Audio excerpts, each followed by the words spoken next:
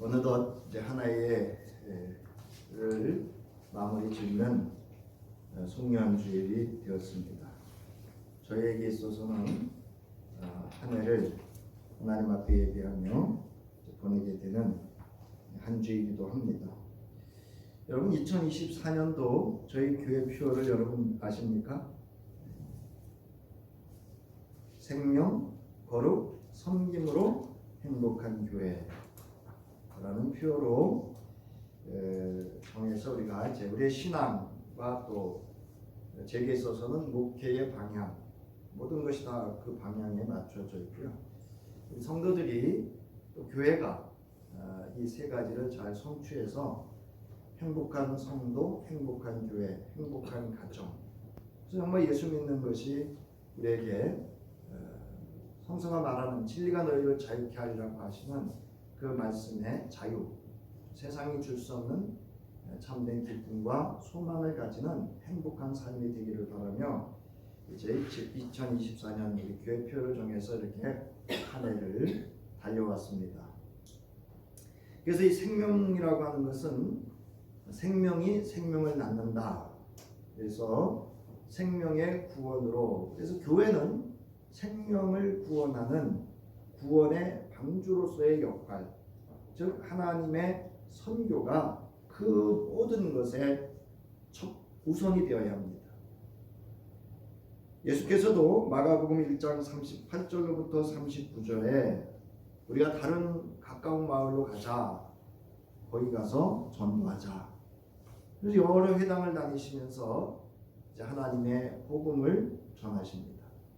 그 복음은 곧 내가 그리스도라고 하는 그러한 하나님의 언약 성취의 메시지와 함께 이제 많은 이들이 매여져 있는 그 매임으로부터 그들을 자유케 하는 하나님의 구원 사역을 함께 이루어 가십니다.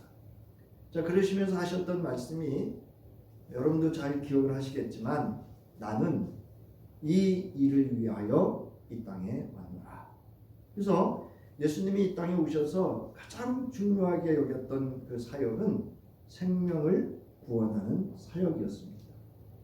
우리가 잘 알고 있듯이 예수 그리스도의 십자가의 죽으심은 우리에게 무엇을 주시기 위해서 십자가에 죽으셨죠?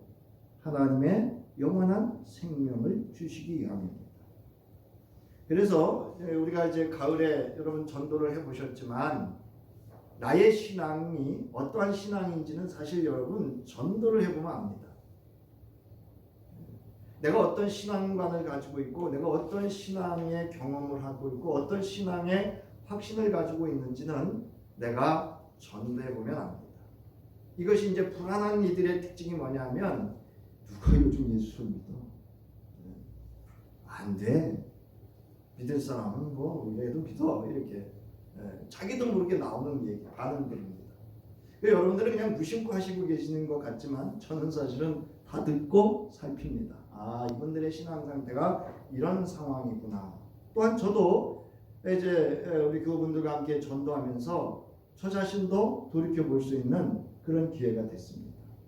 그리고 전도를 잘하는 분들은 왜 전도를 잘할까? 그분들은 어떻게 그 전 복음을 전하고 그분들을 교회로 인도해서 그분들의 신앙이 예수 그리스도의 복음에 정착할 수 있도록 하는 것이 할까를 돌이켜보면 그분들의 특징은요, 무엇보다도 본인들이 하나님의 구원의 확신을 가지고 있다는 겁니다. 그래서 바울도 이야기하지만 하나님의 복음은 여러분 말에 있지 않고 능력에 있음을 믿으시기 바랍니다. 네. 그래서 여러분 제가 이렇게 원고를 이렇게 나눠드리는 이유가, 그리고 여러분 원고를 보시면 잘 알겠지만 거기에 보면 성서, 하나님의 말씀이 많이 기록되어져 있습니다. 사실은 그거 빼고 제가 설명을 해야 되거든요. 근데 이렇게 넣어드리는 이유가 있습니다. 어떻게 하든지 여러분들이 하나님의 말씀을 많이 알아야 돼요. 듣고 경험해야 돼요. 그래서 그게 내 안에 확신이 돼야 돼요. 확신이 되려면 그 말씀이 내 안에서 살아 역사해야 돼요. 그럴 때 내가 그 말씀으로 살아갈 수 있을 때 그게 능력이 되는 줄 믿습니다. 그러한 것이 무엇이냐면 바로 거룩한 삶입니다. 그래서 이 거룩은 우리가 구별된 삶은 능력입니다. 내가 세상 사람하고 똑같이 살면서 여러분 복음을 전해보세요. 제가 누차 수없이 얘기하지만요, 제가 말씀드리잖아요. 같은 자리에서 같이 있다가도 뒤돌아서서 흉분다. 여러분, 내가 이 세상 사람과 동일한 그런 똑같은 삶을 살아간다면, 언행을 하고 살아간다면 능력이 될 수 없습니다. 여러분, 똑같이 욕먹어요. 그렇게 똑같이 살아도 욕을 먹고요, 그렇게 안 살아도 여러분 비난과 비방의 대상이 될 수 있습니다. 그러나 구별된 성도로서의 삶을 살 때 그것이 그들에게는 능력으로, 그래서 본인들이 감당하기 어렵기 때문에 그것이 그런 저항으로 나타나는 겁니다. 그러나 동일한 삶을 살면 속된 말로 니나 나나 뭐 또 다른 게 없는데 내가 뭐 굳이 주일 일요일에 교회 나가고 헌금하고 그러면서 예수 믿을 이유가 뭐가 있냐. 그래서 디모데전서 4장 7절부터 8절에서 바울은 디모데에게 그리고 그가 속한 공동체에게 이렇게 가르치라고 합니다.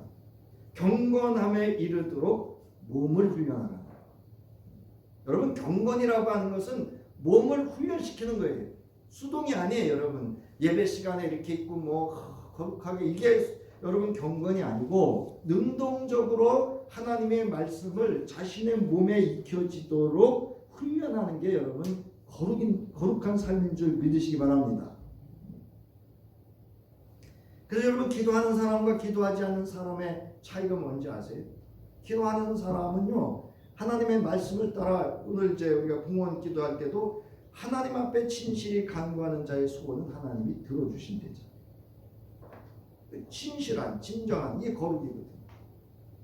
그 다음에 서로 사랑함으로 섬김의 삶으로, 뭐냐면 제가 이제 찾아봤어요. 서로 사랑, 미음, 으로 하고, 밑에 미음이 받쳐 쓰고 으로, 이응, 으로가 있어요. 그래서 두 차이가 뭐냐면 함으로, 첫 번째는 어떤 이유가, 뭐뭐 때문에 할 때는 함으로가 붙고요. 지금 오늘 여기 붙은 서로 사랑함으로 할 때 이 함으로는 행동이나 어떤 방식을 이야기할 때, 방법을 얘기할 때 함으로라고 쓴다고 합니다. 그래서 여러분, 이유가 아니고요, 서로 사랑은요 행동이에요. 동사입니다. 근데 여기 중요한 단어가 하나 있습니다. 혼자 사랑하래요, 서로 사랑하래요. 제가 여러분에게 하지 말라는 말씀 하나 있죠. 우리 목사님은 사랑이 없어. 이 소리 하지 마시라니까요. 아유, 내 남편은 사랑이 없어. 내 아내는 사랑, 아니요. 서로 할 때 누가 먼저 해야 되는 거예요? 서로 하려면. 네? 내가 먼저 해야 되는 거예요, 여러분. 그래서 예수님이 이렇게 말씀하시잖아요. 요한복음 13장 34절부터 35절에 내가 너희를 사랑한 것 같이 너희도 어떻게 하라고요? 서로 사랑하라. 그러니까 먼저 하라는 거예요, 먼저. 우리 누구처럼 하는 게 신앙이에요? 예? 예수처럼 하는 게 신앙이에요. 바라옵기는요, 내가 먼저 남편을 사랑하고, 내가 먼저 아내를 사랑하고, 내가 먼저 자녀를 사랑하고, 내가 먼저 담임 목사를, 내가 먼저 교회 성도를, 내가 먼저 그리스도를 사랑할 수 있는 그런 성숙한 섬김의 삶으로 누가 행복할까요? 사랑하는 사람이 행복할까요? 사랑받는 사람이 행복할까요?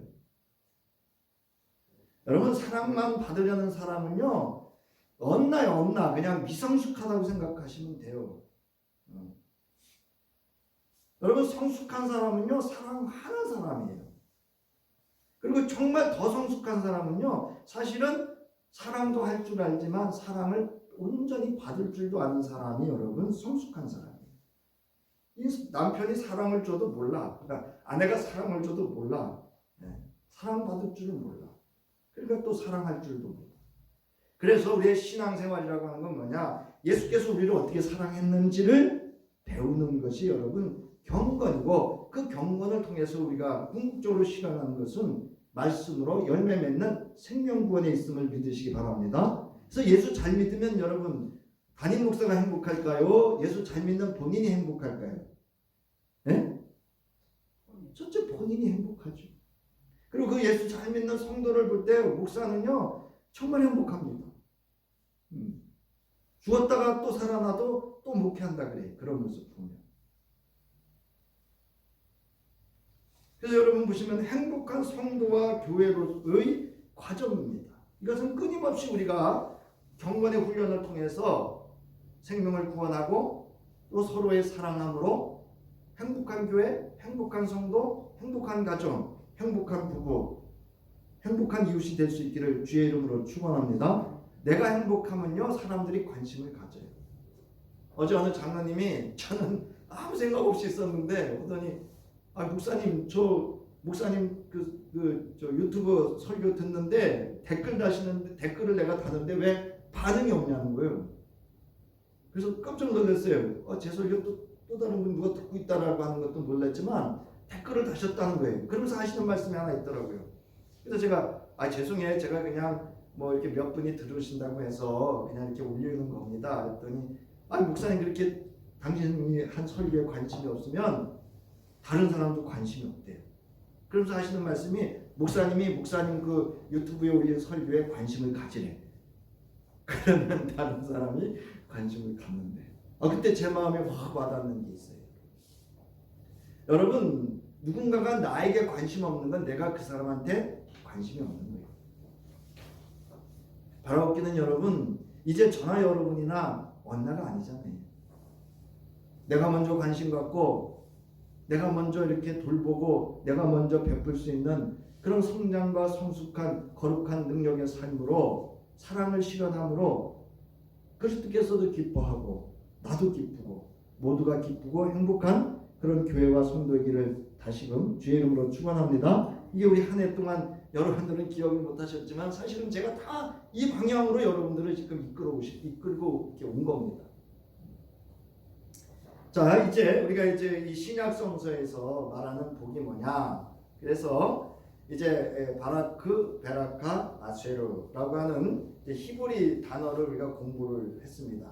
이게 왜 중요하냐면, 자 마태복음의 복음을 듣는 대상이 누구라고 그랬어요? 그리스도로 개종한 유대인들이라고 했어요.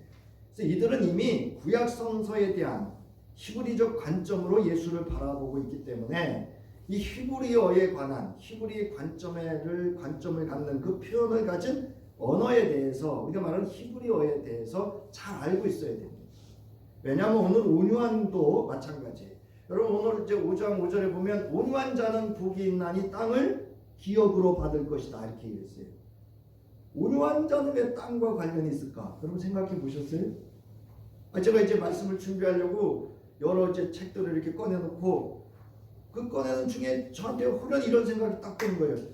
온유한 자하고 땅하고 무슨 상관이 있지? 하나님이 부동산 업자는 아닐 테고, 그죠? 온유해가지고 땅 사는 얘기는 아니실 텐데 이 얘기가 왜 온유함과 땅이 관련이 있을까? 거기에 관심이 가기 시작했어요. 이제 이거는 후에 이제 설명을 하고요. 자, 애통하는 자는 그럼 애통이라고 하는 것이 뭐냐? 첫 번째로 죄에 대해서 애통해야 된다. 그래서 유대인들이 자기 의를 드러내면서 하나님 없이 하나님과의 관계없는 자기 의를 드러내는 그들의 모습을 보면서 그들이 죄를 자각하게 하도록 하기 위해서 이제 이 예수께서 그 제자들에게 가르치시고 있는 내용이다 말씀을 드렸어요. 자, 그러면서 죄에 대해서 애통한다. 이것은 참된 회개로서 세리의 기도와 또 느느웨 성의 기도에 대해서 회개에 대해서 말씀을 드렸습니다.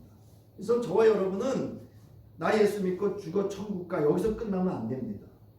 저나 여러분이나 끊임없이 우리의 일상 속에서 하나님과의 관계 속에서 어그러진 것들이 있는지를 돌이켜서 항상 하나님을 향한 우리의 돌이킴의 회개의 기도가 있어야 됨을 믿으시기 바랍니다. 여러분. 항상 내가 하나님과의 관계가 이렇게 초점이 맞춰져 있느냐라고 하는 거예요. 그 다음에 의인이 받는 박해에 대해 애통하는 거예요.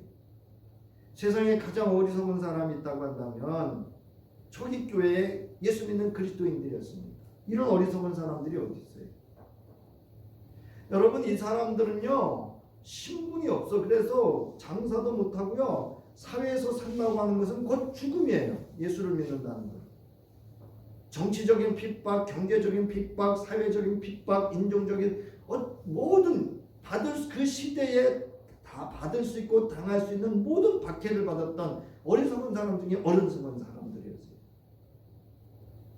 그래서 이들에게 정말 이들이 이렇게 그 애통하면서도 그 믿음을 지켰던 것은 그들에게 있어서 약속된 하늘나라가 있었기 때문입니다. 그래서 여러분 그 이제 원고에도 있습니다만은 요한계시록 21장 3절로부터 4절에 보면 그때에 나는 보좌에서, 여기 나는 이제 요한계시록 저자죠. 보좌에서 큰 음성이 울려 나오는 것을 들었습니다. 보아라, 하나님의 집이 사람들 가운데 있다. 하나님이 그들과 함께 계실 것이요 그들은 하나님의 백성이 될 것이다. 하나님이 친히 그들과 함께 계시고 그들의 눈에서 모든 눈물을 닦아주실 것이니 다시 죽음이 없고 슬픔도 울부짖음도 고통도 없을 것이다. 이게 애통함이거든요. 이게 슬픔이에요. 장차 주님이 이 땅에 오시면 새 하늘과 새 땅과 새 예루살렘이 도성이 이 땅에 임하면서 그곳에 모인 하나님의 백성들을 이 애통으로부터 이 하늘나라를 주시는 거잖아요. 이 하늘나라를 통해서 위로해 주실 것을 여러분 믿으시기 바랍니다. 그래서 고린도후서에 보면 바울이 이렇게 얘기를 하죠. 우리가 환난을 당하는 이유가 있다. 이렇게 박해를 받고 환난을 받고 그래서 광주리에 매달려서 그 죽음의 상황을 벗어나고 온갖 수모와 치욕과 또 매맞음과 돌맞음을 당하면서도 바울이 복음을 전했던 이유는 환난 중에도 위로하시는 누가 있기 때문에 하나님의 위로가 있기 때문이라는 거예요. 목회도 그렇습니다만은 교회 직분을 맡아보면 마음 상함이 많죠. 조금만 도와주면 참 좋을 텐데 이런 아쉬움들이 많죠. 왜 내 마음을 몰라줄까? 내 뜻을 몰라줄까? 나 자신을 위해서 하는 일도 아닌데. 그러나 여러분, 하나님이 함께 하시고 그 마음 알아주시고 하나님이 위로해 주시고 하나님이 보상해 주시고 갚아주시는 줄 믿으시고 위로받으시기 바랍니다. 우리는 하늘나라가 있잖아요. 자, 오늘은 온유한 사람은 복이 있다라는 겁니다. 자, 예수님은 제자들에게 온유한 사람들은 행복할 것이다 이렇게 말해요. 자, 그러면 이 온유하다라고 하는 뜻이 뭐냐라는 겁니다. 자, 국어 사전을 보면 형용사예요. 사람이나 그 표정, 성질이 온화하고 부드럽다. 성격, 태도 따위가 온화하고 부드럽다. 그러니까 성격. 그리고 그 성격이 드러나는 행위를 온유하다 이렇게 말한다는 거예요. 이게 국어 사전이에요. 그런데 오늘날 설교 대부분이 국어 사전에 의해서 하고 있다는 거예요. 제가 이제 이렇게 목사님들 설교를 이렇게 보면 국어 사전적 의미로 설교하는 목사님들이 의외로 많습니다. 두 번째로는 헬라어입니다. 헬라어로는 프라우스라고 하는 단어를 쓰는데요. 온순하다, 착하다, 동정심이 많다라는 의미로 성질이 온순한 사람으로 능동적이고 윤리적인 단어로 표현됩니다. 그래서 우리나라 국어 사전하고 큰 차이가 없어요. 그래서 이 헬라어를 문자적으로 풀어서 설교를 또는 강의를 한 이게 의외로 많습니다. 제가 이제 이 팔복을 설교하려고 책 한 권을 샀어요.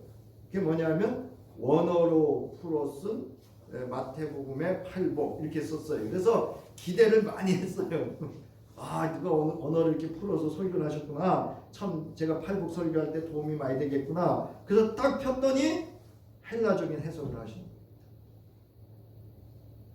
그래서 이 온유라고 하는 단어를 야생말을 길들여서 온유하게 했다 이런 의미로 씁니다. 이게 헬라의 문자적인 의미 맞아요. 그래서 야생마 같은 모세를 하나님께서 온유한 사람으로 만들어서 하나님의 일들을 할 수 있도록 했다 이렇게 설명을 합니다. 자, 그런데 앞서 말씀드렸듯이 이 마태복음은 히브리적 관점에서 히브리어를 풀어서 썼습니다. 이게 걷는 배경을 가지고 있다는 거예요. 그래서 제가 이제 이 히브리어를 찾아보니까 온유하다라고 하는 것은 따라하시기 바랍니다. 아나라는 단어를 써요. 근데 두 가지 의미가 있습니다. 이 단어에. 첫 번째로는 자기를 낮추다, 누르다, 괴롭히다 이런 뜻이에요. 자기를 겸허히 낮추는 게 온유하다라는 거예요. 어제 이제 감사님이 서로 화목하기 위해서는 이해를 해야 된다 그 말씀을 하시더라고요. 그래서 영어로 이해하다가 뭐죠? understand라고 해요. under 아래 서다 이런 뜻이에요. 우리는 이제 그거를 역지사지 또는 입장 바꿔 생각해봐 이런 의미로 이제 해석을 할 수 있는데 이 이야기는 뭐냐면 하나님이라고 하는 존재 앞에 자기를 낮추는 자가 온유하다는 거예요. 그런 의미로 구약 성서에서 사용됐습니다. 두 번째로는 고난당하다, 굴복하다라고 하는 의미를 가지고 있어요. 그래서 제가 지난주에도 말씀드렸듯이 이 팔복은 의인이 고난당하는 그 박해와 모욕당함과 억울함을 당하는 것이 배경으로 있다라는 말씀을 한번 드렸었어요. 그 배경을 가지고 있는 그런 의미로서의 온유함을 이야기하고 있습니다. 자, 그러면 온유한 사람이라고 하는 것은 이 번역을 할 때 온유한 사람 또는 겸손한 사람 이렇게 번역을 합니다. 왜냐하면 첫 번째는 겸손한 사람이고 두 번째는 온유한 사람이기 때문에 온유한 사람은 겸손한 사람, 그래서 아나빔이라고 하는 그런 히브리 단어를 씁니다. 그러니까 이후로는 여러분 온유한 사람, 겸손한 사람은 온유와 겸손은 같은 단어라고 하는 것을 여러분들이 이제 고려하시고 말씀을 드리면 되겠어요. 자, 그래서 온유한 사람, 겸손한 사람은 구약 성서에 아나라고 하는 이 온유하다라고 하는 이 아나라고 하는 단어를 번역한 것이다라는 겁니다. 이는 유대인 기독인을 대상으로 마태복음을 기록하였다는 배경이 참조됩니다.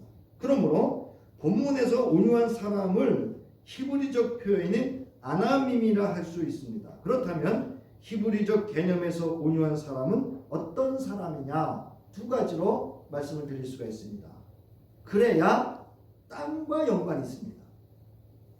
국어 사전적인 의미나 헬라어로의 온유함을 설명하면 땅과 관련이 없어요. 이게 해석이 안 됩니다. 그래서 이 히브리 아나 또는 아나빔이라고 하는 히브리어를 적용해서 이 말씀을 들어야 땅을 차지한다는 말씀이 이어집니다. 그래서 행복하다는 이유가 왜 행복한지를 알 수 있습니다.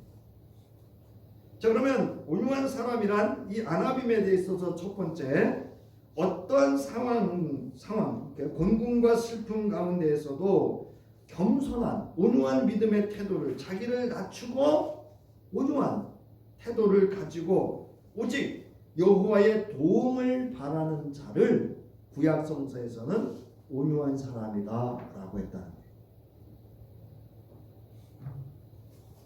자, 그러면 이 구약 성서에서 그런 사람은 누군가 하면 그 다음 페이지에 보면 바로 그 사람이 이제 모세다 이렇게 말할 수 있습니다. 자, 그래서 이 말은 단순히 성격의 부드러움을 의미하지 않습니다. 이 단어는 자기 통제, 하나님께 대한 신뢰, 자기 권리의 포기와 같은 우리 신앙인이 가져야 될 신앙의 가장 어떻게 보면 근본적인 태도죠. 자기 통제해야 돼요. 여러분 교회 와가지고 자기 하고 싶은 대로 말하고 행동하고 이거는 그 신앙 아니에요. 관계성에 대해서 내가 그 표현 안 하겠는데요. XX 이게 그거는 정말 그러면 안 됩니다. 그 다음에 그래서 신앙은 뭐냐? 자기 통제예요. 이게 경건의 훈련이거든요. 그 다음에 하나님께 대한 신뢰예요. 그 다음에 자기 권리의 포기입니다. 여기 교회는요 자기 하고 싶은 뭐 욕구나 욕망을 이루는 데 아니에요. 그래서 뭐 자기 인정해달라, 자기 뭐 이거 하는 데 아닙니다. 그래서 이와 같은 성품을 지닌 믿음의 태도를 뜻하는데 구약에서 이러한 인물은 모세라 할 수 있습니다. 민수기서 12장 3절에 보면 이 공동번역 개정판을 제가 했는데요. 모세는 실상 매우 겸손한 사람이었다. 땅 위에 사는 사람 가운데 그만큼 겸손한 사람은 없었다. 여기 보면 뭐를 언급하죠? 네? 땅을 언급하고 있다는데 여러분 주목하셔야 돼요.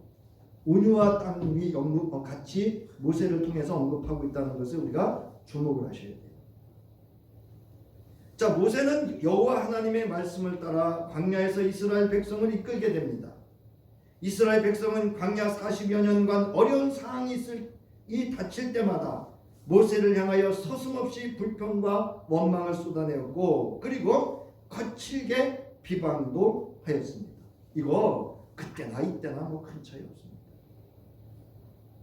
그럴 때마다 모세는 여호와를 찾아 그 앞에 엎드렸어요. 자기를 낮춥니다. 자기를 통제합니다. 하나님을 절대적으로 신뢰합니다. 자기의 권리를 포기합니다. 맞죠? 모세가? 네. 그리고 여호와의 도움을 구하고 여호와의 말씀을 기다렸습니다. 근데 여러분, 사실 모세는 충동적인 사람이에요. 그래서 여러분, 모세가 살인자라는 거 아시죠? 주먹을 휘둘러 가지고 이집트 사람 죽여요. 이집트 관료를요. 이게 발각이 나서 이제 도망을 나오죠. 광야로. 죽을 것 같아서. 광야에 나와서는 무기력한 사람입니다. 그래서 자기 아들을 뭐라고 이름 짓냐면 게르솜이라고 이름을 지어요. 야, 내 인생은 나그네 같아. 무기력에 빠져. 오늘날로 말하면 우울증에 빠진 거, 우울증. 아무 소망이 없어. 그럴 수밖에 없겠죠. 왕궁에서 살다가 자기 근원도 잘 모르는 데다가 왕궁에서 살다가 그렇게 살인자로 쫓겨나서 이제 잡히면 언제든지 죽을 수 있는 상황에 있는 그에게 무슨 소망이고 낙이 있겠어요. 자, 그런데 하나님께서 그가 시내 산에서 그를 부르셨을 때 그의 모습이 또 나옵니다. 거기 보면 우유부단한 사람이에요. 하나님이 이렇게 말씀하시면 저렇게 대답하고, 이렇게 해서 못한다, 저렇게 해서 안 된다, 뭐 이렇게 해주세요, 저렇게 해주세요. 우유부단합니다. 그런가 하면 그에게 있어서 결정적인 부족함이 하나 있습니다. 모세는 뭐를 못했죠? 어눌했어요. 말을 잘 못했어요. 그러나 여호와를 만나기 전까지는 이런 사람이었습니다. 그러나 그가 시내산에서 여호와의 부름을 받고 여호와를 만난 후 여호와를 전적으로 의지하고, 그래서 어떻게 해요? 자기를 낮추고 하나님을 절대 의지하고 자기의 권리를 포기하는 순간 그는 온유한 사람으로 애굽이라고 하는 그 이집트의 막강한 왕의 권력으로부터 자신 이스라엘 백성들을 구원해서 홍해를 건너고 광야에서의 40년을 그 백성을 이끌어갈 수 있는 하나님의 사람, 영적 지도자가 됐다는 것입니다. 그가 바라봤던 곳이 어디죠? 바로 땅입니다. 그 땅이 어느 땅이에요? 가나안 땅. 무슨 땅? 젖과 꿀이 흐르는 하나님의 약속의 언약의 땅이었습니다.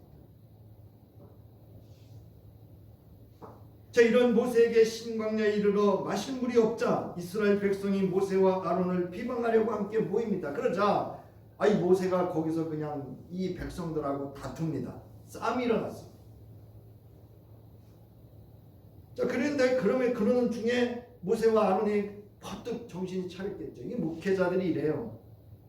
성도들 간에 갈등이 있어서 다툼을 뭐 하다가도 자신의 본연의 위치가 어딘지 얼른 깨달아 알거든요. 와서 이제 회막 앞에 엎드린 거예요. 그러자 하나님 말씀하셨어요. 자, 그런데 그 말씀을 온전히 모세와 아론이 실현하지 않습니다. 그리고 오히려 모세는 이스라엘 회중과 다투었고 회중 앞에서 경노하였고 여호와의 말씀을 온전하게 행하지 않으므로 이 일로 인해서 이들은 그 약속의 땅에 이르지 못했다라고 하는 겁니다. 민수기서 20장 3절에서는 천하의 땅 위에 그런 온유한 사람이 없다고 했는데 이 사건 하나로 모세와 그 백성들이 약속의 땅에 이르지 못했다는 거예요. 이제 아시겠죠? 이제 탁 연결이 됐죠? 왜 온유해야 땅을 기업으로 차지하는지. 그래서 여러분 그 5페이지 보면 민수기 20장 7절부터 12절에 보면 쭉 그 내용이 나와 있습니다. 그때 주님이 이렇게 말씀하십니다. 너는 지팡이를 잡아라. 너와 너의 형 아론은 회중을 불러 모아라. 그들이 보는 앞에서 저 바위에게 치라고 했습니까? 명령하라고 했습니까? 예? 아직 한 번 치라는 얘기도 없어요. 두 번 쳤어요. 명령하라고요. 그냥 말만 하라고. 잘 보세요. 우리 그러면 그 바위가 그 속에 있는 물을 밖으로 흘릴 것이다. 여러분, 하나님의 말씀은요 사람의 행위에 있지 않습니다. 하나님의 말씀을 말씀으로 선포하는 데 있습니다. 제가 요즘 마음속에 하나 새기는 게 하나 있는데요. 강대상에서 설교자로서 자신을 드러내지 않으려고 합니다. 오직 하나님의 말씀만을 대언해야 되겠다. 내가 마지막 설교하는 그날까지. 이건 제가 지금 아주 마음에 깊이 새기는 거예요. 그래서 여러분에게 자꾸 하나님의 말씀을 많이 들려드리는 이유가 거기 있기도 합니다. 자, 그러면 그 바위에게 여러분 치라 그랬어요? 명령하라 그랬어요? 여러분 성서를 확실히 알아야 돼요. 치라는 얘기 있다 없다? 없습니다. 그냥 명령하라고, 말만 하라고. 그러면 그 모세나 아론의 입술을 통해서 하는 말은 그 누구의 말이에요? 하나님의 말씀입니다. 설교자들이 조심해야 되는 건요 바로 거기 있습니다. 자, 그런데 어떻게 했어요? 모세는, 자 9절, 모세는 주님께서 그에게 명하신 대로 주님 앞에서 지팡이는 잡았어요. 회중도 불러 모았습니다. 그런데 반역자들은 들으시오. 우리가 이 바위에서 당신들이 마신 물을 나오게 하리오. 뭐 했어요? 다퉜습니다. 이게 다투는 내용이에요, 이게. 그 다음에 보세요. 모세는 팔을 높이 들고 그의 지팡이로 바위를 2번 쳤다. 하라고 그랬어요? 하라는 얘기 아예 없었어요. 이런 얘기 있었어요? 없었어요? 없었어요. 경고한 겁니다. 자기가 나타난 거예요, 자기가. 이 일로 인해서 중요한 일은요, 모세만 그 땅에 못 간 게 아니에요. 그가 이끌던 그의 백성들도 거기에 못 갔다. 자, 이처럼 온유한 사람이란 여호와를 신뢰하고 자신을 낮추고 겸손하게 믿음으로 참고 견디며 여호와를 기다리는 자예요. 예수 그리스도는 온유하셨습니다. 예수께서는 하나님의 뜻에 순종하여 하나님의 아들이라는 존엄한 권리를 내려놓으시고 사람의 몸을 입고 이 땅에 오시기까지 자신을 낮췄습니다. 그리고 겸손하게 나귀를 타고 예루살렘 성에 입성하십니다. 그리고 어떻게 해요? 하나님과 동등됨을 여기지 아니하고 사람의 몸을 입고 종의 형체를 가지고 어디에 달려요? 십자가에 달리십니다. 자기의 권리 포기했죠. 절대적인 하나님을 의지했죠. 신뢰했죠. 자기를 낮췄습니다. 자기를 낮춘다는 얘기는 뭐냐면요, 하나님 앞에 자기가 없다는 얘기예요.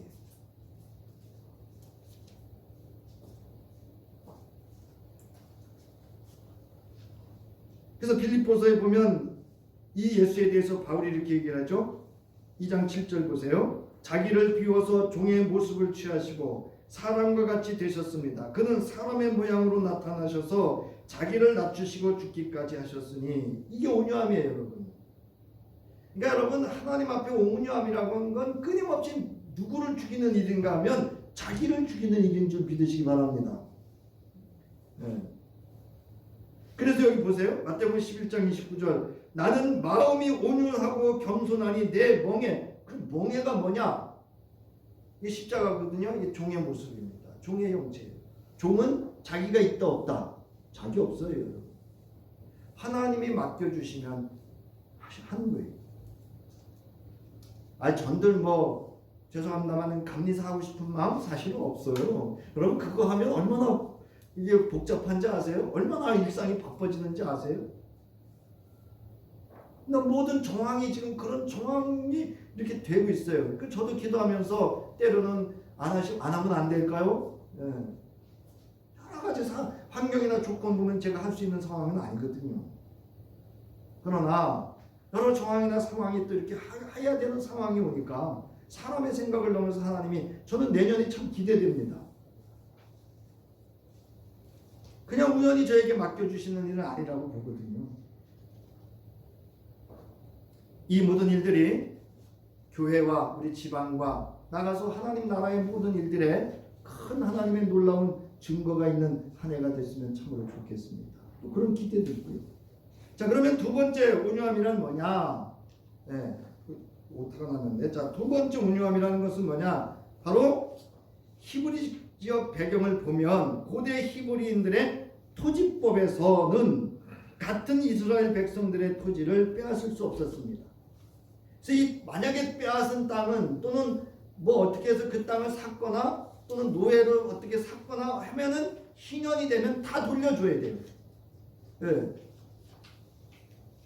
근데 이 희년을 지킨 적이 없다 말씀드렸어요. 그죠? 하지만 현실의 삶에서는 가난하고 힘없고 권력이 없는 이들은 그들의 땅과 가축들을 빼앗기는 경우가 비일비재했다고 합니다. 그래서 노예로 팔려가고요. 예. 이럴 때 온유한 마음으로 하나님의 개입하심을 기대하고 기다리라는 것입니다. 이는 너무 순진하고 어리석은 사람 같은 모습이죠. 제가 가끔 말씀드리잖아요. 세상에서 우리 믿는 사람은 가끔 손해보고 살 때가 있어야 된다. 제가 여기 주변에 여러분 이렇게 일하면서 명확하게 할 일은 가끔 하지만 제가 손해보는 일을 은근히 많이 해요. 예. 때로는 우리 교회가 양보해요. 안 하는 거 아니에요. 제가 다 해요. 하면서 이렇게 부딪히지 않고 이렇게 지혜롭게 하려고 합니다. 자, 근데 시편 37편 1절부터 10절 이것이 10절에서 이것을 증언하고 있는데요. 시편 기자는 불의한 자들이 악을 행하는 것을 통해 화를 내지 말고 기다리라고 합니다. 그리하면 땅을 차지하게 될 것이다. 이렇게 거듭해서 말씀하고 있어요. 그래서 시편 37편 7절부터 9절을 보면 잠잠히 주님을 바라고 주님만을 애떡에 찾아라. 가는 길이 언제나 평탄하고 자랑하는 자들과 악한 계획도 언제나 이룰 수 있다는 자들 때문에 마음 상해하지 말아라. 이게 온유한 자라는 거예요. 노여움을 버려라. 격분을 가라앉혀라. 불평하지 말아라. 이런 것들은 오히려 악으로 기울어질 뿐이다. 진실로 악한 자들은 뿌리째 뽑히고 말 것이다. 그러나 주님을 기다리는 사람들은 반드시 땅을 물려받을 것이다. 우리는 어때요? 노하고 다 하잖아요. 자, 시편 37편 10절 11절에 보면 조금만 더 참아라. 29절에도 보면 거기도 그 땅을 차지할 것이다. 34절에서도 땅을 차지할 것이다. 이렇게 말하고 악인은 누가 정리하신대요? 하나님이 정리하신다는 거예요. 하나님의 개입을 기다리는 자가 온유한 자라는 거예요. 사실은요, 이걸 사실 무서운 얘기거든요. 자, 예수 시대에도 이렇게 악을 행하는 자들로 인해 고난당하는 사람들이 의외로 많았다고 합니다. 사회적, 경제적, 종교적으로 착취를 당하거나 자기의 것을 강탈당하면서 살지만 그 어디에도 하소연할 곳도 없던 사람들이 대부분이었습니다. 그러므로 이들이 오직 기대어 의지할 수 있는 것은 하나님밖에는 없었습니다.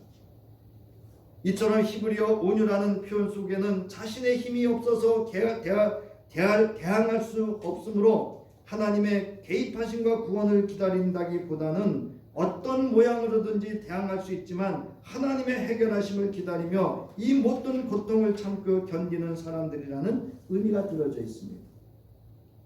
그래서 제가 이 말씀을 준비하면서 제 머리를 스치고 지나간 게 하나 있는데요. 이게 뭐냐면 착한 그리스도인이 아니라는 거예요. 이거는 강하고 담대한 이 세상의 모든 불의를 이겨낼 수 있는, 주 예수를 믿는 믿음으로 이겨낼 수 있는 강한 그리스도인을 말하고 있다. 이게 진정한 착한 그리스도인입니다. 그러므로 본문에서 지칭하는 온유한 사람이란 바로 자신의 것이 빼앗겼음에도 불구하고 하나님이 해결해 주실 것을 기대함으로 상대방과 다투거나 싸우지 않는 사람, 하나님의 주권과 구원을 기다리는 사람입니다.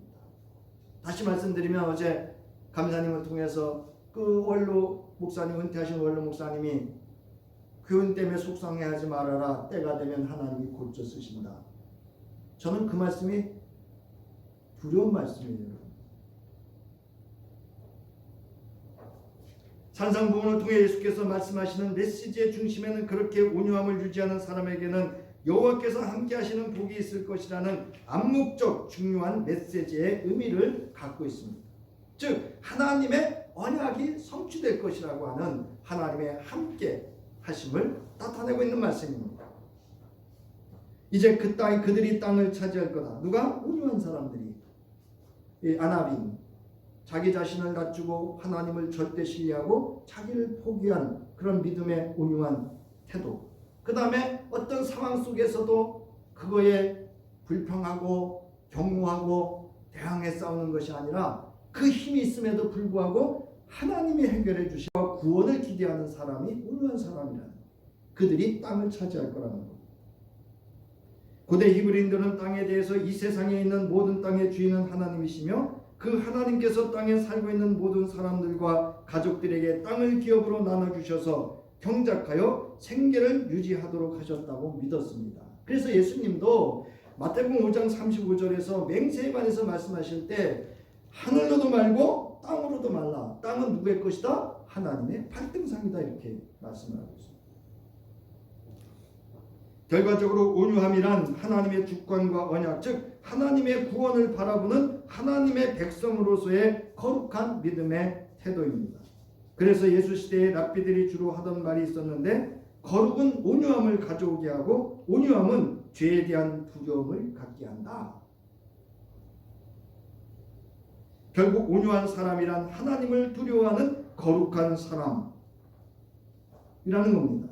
하나님을 두려워하기 때문에 자신에게 닥친 위급한 상황도 자신의 힘으로 처리하는 것이 아니라 하나님의 개입하심과 주권, 언약의 성취를 기대하며 오직 하나님의 구원을 바라보고 모든 고통, 억울함, 분노 등을 참고 기다리는 믿음의 사람이라 할 수 있습니다.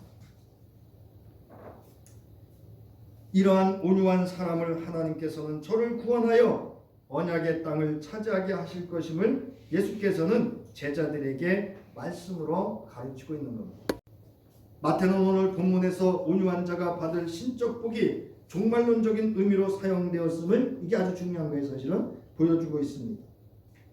그래서 기업으로 받다라고 하는 단어는 미래형으로 사용하고 있어요. 장차 이루어질 거라는 거죠. 그래서 차지할 것이다 이렇게 돼 있어요. 차지한다가 아니고. 그러므로 본문에서 제자들이 받을 기업은 예수 그리스도로 말미암아 장차 기업으로 받게 될 하나님의 나라를 기업으로 받는다는 종말론적인 의미를 갖고 있습니다. 이는 약속의 땅이라는 개념이 하나님의 나라라는 개념으로 발전하였음을 보여주고 있습니다. 하나님의 나라는 아직 이루어지지 않은 모든 약속을 포괄하고 있습니다. 그러므로 본문에서 온유한 자가 기업으로 받을 땅은 현세적인 땅이 아니라 종말에 이루어질 새 하늘과 새 땅을 의미합니다. 이 새 하늘과 새 땅은요, 고린도전서에서 하나님 나라의 상속에 대해서 바울은 이야기했고, 야고보에서는 야고보 사도가 바로 이 이야기를 하고 있고, 그 다음에 우리가 잘 아는 요한계시록 21장 1절로부터 2절과 7절에 보면 나는 새 하늘과 새 땅을 보았습니다. 이전의 하늘과 이전의 땅이 사라지고 바다도 없어졌습니다. 나는 또 거룩한 도성 새 예루살렘이 임하는 것을 보았습니다. 하나님께로부터 하늘에서 내려오는 것을 보았습니다.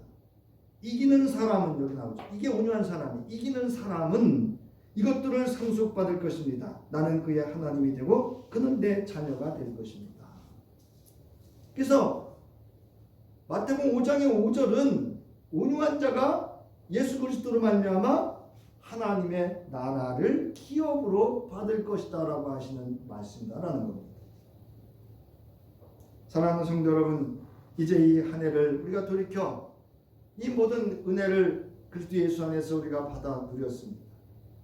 이제 우리가 한 해를 마치고 또 우리의 신앙과 삶 속에서 어떤 어려운 삶의 정황과 또 일들이 있을지라도, 실패와 좌절이 있고 고통과 아픔과 억울함과 분노함과 경로가 있을지라도 온유한 자로서 하나님의 나라를 기업으로 받은 자로서 주 예수를 믿는 믿음으로 세상을 이길 수 있는 그런 주의 성도, 온유한 주의 성도 될 수 있기를 주의 이름으로 축원합니다.